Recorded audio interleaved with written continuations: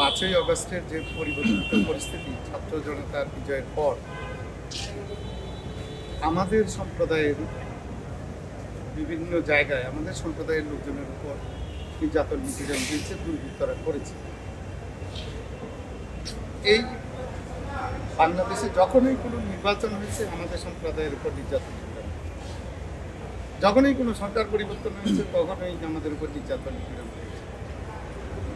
আমরা অতীতে কোনো ঘটনার বিচার পাই। এইবার আমরা আশা করছি যে ঘটনাগুলোর বিচার হবে। আমরা যেসব জায়গায় আলোচনা হয়েছে, বৈঠক হয়েছে, ইনক্লুডিং মাননীয় প্রধান উপদেষ্টা, সেনাবাহিনী প্রধান, মাননীয় স্বরাষ্ট্র উপদেষ্টা, পুলিশের প্রধান, আইজিপি সহ সকল জায়গায় যেখানে যেখানেই আমাদের মিটিং হয়েছে প্রত্যেকটা জায়গায় আমাদেরকে আশ্বস্ত করা হয়েছে ঘটনাগুলোর বিচার হবে, সুষ্ঠু বিচার হবে, তদন্ত হবে।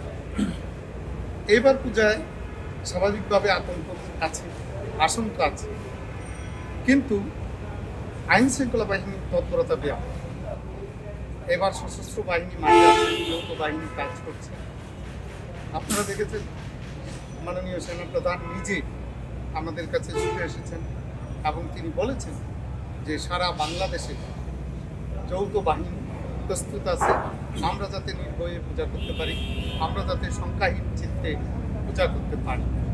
আমরা এই ব্যাপারে আশ্বস্ত থাকতে চাই। আমরা আশা করতে চাই যে আমরা সুন্দরভাবে, শান্তিপূর্ণভাবে, নির্বিঘ্নে পূজা উৎসব করি।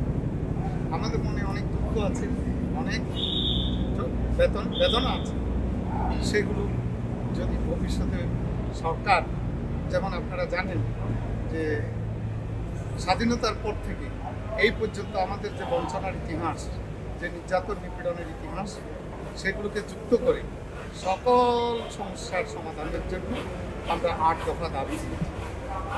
সেই 8 দফা দাবিতে নিয়ে সরকারের সাথে আলোচনা হয়েছে, এখনও আলোচনা চলছে। সরকারের পক্ষ থেকে আশ্বাস দেওয়া হয়েছে এগুলো পর্যায়ক্রমে বাস্তবায়ন করা হবে। আমরাও আশা করতে চাই যে সরকার এগুলো ব্যবস্থা নেবে।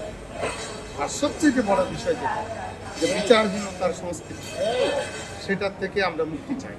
আমরা অবশ্যই এটা ঠিক যে বন্যা দুর্গত এলাকায় স্বাভাবিকভাবে ব্যাপকভাবে পূজা মণ্ডপ তৈরি হচ্ছে না, এটা একটা বিষয়। আরেকটা বিষয় হচ্ছে আমাদের পূজা পরিষদের অনেক সদস্যের নামে মামলা হয়েছে, সেগুলো আমরা অনুরোধ করেছি তাদেরকে, তারা আমাদেরকে বলেছেন মামলাগুলো খতিয়ে দেবে। এই কারণে হয়তো কিছু পূজা মণ্ডপ কম, তবে এটাও ঠিক যে রাজধানী ঢাকায় কিছু পূজা মণ্ডপ বেড়েছে।